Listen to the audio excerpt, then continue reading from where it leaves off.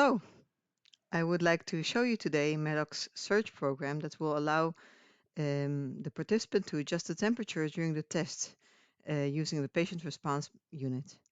This is interesting because this way the participant can adjust their level of pain and use that as the pain marker.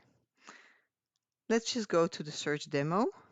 I'm just going into it so you can see how the program is built.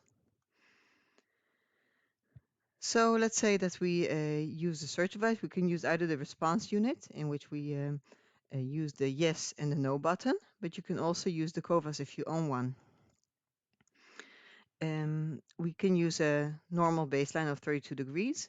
And this time I decided to go for the destination temperature of 45 degrees. The destination rate will be the rate from which the temperature will take off from the baseline of 32 degrees to the destination temperature of 45 degrees. And the search rate, and this is interesting, is the rate that the temperature will have if the participant uses the yes or the no button continuously. So if they press the yes button continuously, the temperature will rise with 1.5 degrees per second. If they press just one small press on the yes button, for instance, the temperature will rise with approximately 0.1 degree. The opposite, of course, will happen when using the no button. In this case, I chose the duration time of the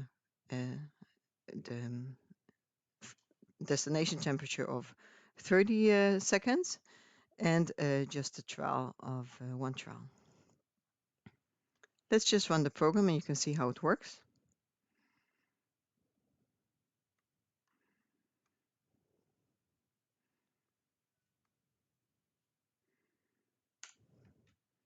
Okay, it runs with 30 degrees per second up to 45 degrees. And let me just go ahead and press the yes button once, another time, and continuously. When I do it with the no button, it looks like this. No. And continuously. And then soon it will end, as I chose 30 seconds.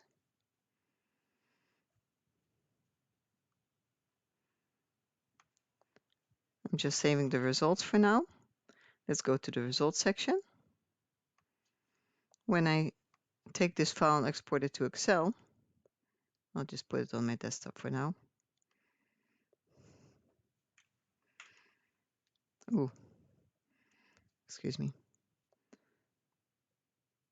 Let's open it up.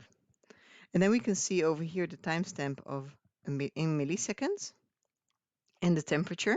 We can see the temperature rise, standing out. And then you can see in a little while, because it's in milliseconds, you know. In a little while, you can see the changes that will happen as soon as I press the yes button. Okay, so this will allow you, for instance, to calculate the area under the curve or any other calculations that you want to do with this data based on milliseconds precision.